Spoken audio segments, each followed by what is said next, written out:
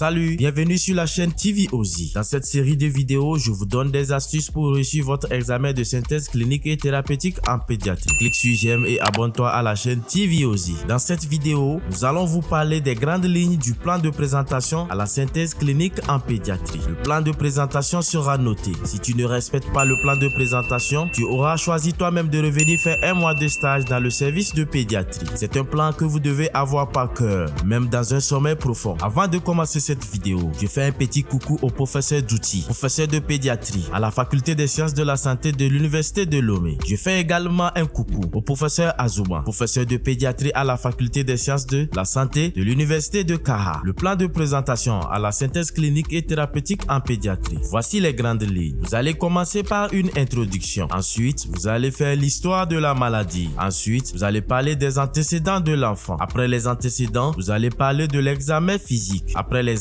physique, vous allez faire le résumé syndromique. Après le résumé syndromique, vous allez aborder la partie diagnostic. Après la partie diagnostic, vous allez aborder le traitement. Après le traitement, vous allez aborder la surveillance. Après la surveillance, vous allez aborder l'intérêt du dossier. Et enfin, vous allez terminer votre présentation par une conclusion. L'introduction. L'introduction va comporter 1. L'identité de l'enfant. 2. Le motif d'hospitalisation de l'enfant. La première vidéo de cette série de tutoriels a porté sur un interrogatoire rapide, efficace et efficient à l'examen de synthèse clinique en pédiatrie pour déterminer le motif d'hospitalisation exact. Je vous laisse le lien de la vidéo en description et juste au-dessus de votre écran. L'histoire de la maladie, les antécédents. Nous allons aborder ces chapitres dans de prochains tutoriels en détail. Allons-y à l'examen physique. L'examen physique de l'enfant va comporter 4 parties. 1. Les constantes. 2. Les paramètres anthropométriques. 3. L'examen général. Et 4. L'examen des appareils. Les constantes. Il s'agit de la température, du poids, de la tension artérielle, de la taille, de l'indice de masse corporelle, périmètre brachial et du périmètre crânien. Les paramètres anthropométriques. Vous allez évaluer le poids pour l'âge, la taille pour l'âge, le poids pour taille, l'IMC pour l'âge, le périmètre brachial pour l'âge, le périmètre crânien pour l'âge. À chaque paramètre anthropométrique évalué, vous allez effectuer une interprétation. À la fin, vous allez effectuer une conclusion. L'examen général. Vous allez apprécier l'état général de l'enfant. L'état général est-il bon ou mauvais? Vous allez apprécier l'impression générale. Vous allez apprécier la coloration. Existe-t-il une pâleur, un ictère, une cyanose? Vous allez évaluer l'état d'hydratation. Vous allez rechercher la présence d'un édème généralisé ou localisé. L'examen des appareils. Au total, vous allez effectuer 10 examens. L'examen de l'appareil respiratoire, l'examen de l'appareil neurologique, l'examen de l'appareil cardiovasculaire, l'examen de l'appareil locomoteur, l'examen de l'appareil otorhino-laryngologique, l'examen de l'appareil digestif, l'examen de l'appareil urinaire, l'examen splénoganglionnaire, l'examen odontostomatologique et enfin l'examen de la peau et des fanères. Au chapitre du diagnostic, il existe plusieurs étapes. 1. Vous allez évoquer des hypothèses diagnostiques. 2. Vous allez discuter les hypothèses diagnostiques évoquées. 3. Vous allez retenir un diagnostic. 4. Vous allez effectuer un diagnostic étiologique. 5. Vous allez faire le diagnostic de retentissement. 6. Vous allez faire le diagnostic de terrain. 7. Vous allez faire le diagnostic évolutif. Et enfin, vous allez faire le diagnostic final. Vous devez toujours faire le diagnostic final avant d'aborder la partie du traitement. Je vous donne cet exemple. Monsieur l'interne, vous avez tiré un enfant hospitalisé pour urine foncée Coca-Cola et fièvre. Vous avez évoqué le paludisme grave, forme hémoglobinurique et d'autres hypothèses. À la fin de votre discussion, la goutte épaisse étant positive au Plasmodium falciparum, vous avez retenu le diagnostic positif du paludisme grave, forme hémoglobinurique.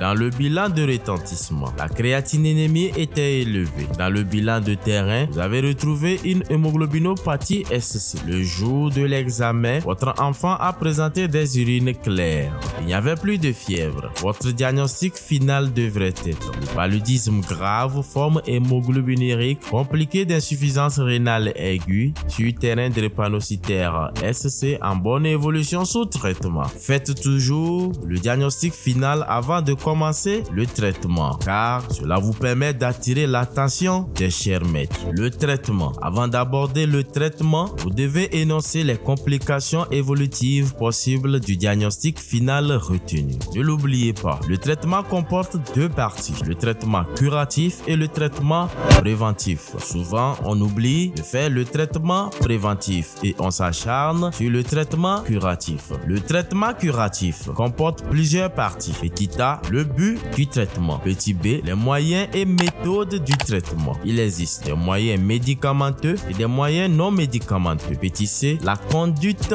pratique. Dans cette partie, vous allez dire exactement comment est-ce que vous allez traiter votre enfant. Petit D, la surveillance de votre enfant. Elle dépendra de chaque cas. La surveillance, elle sera clinique et paraclinique. Le traitement préventif, n'oubliez pas d'en parler. C'est très important car toutes les parties seront notées. Messieurs les internes, que devez-vous retenir? Vous devez avoir ce plan en tête.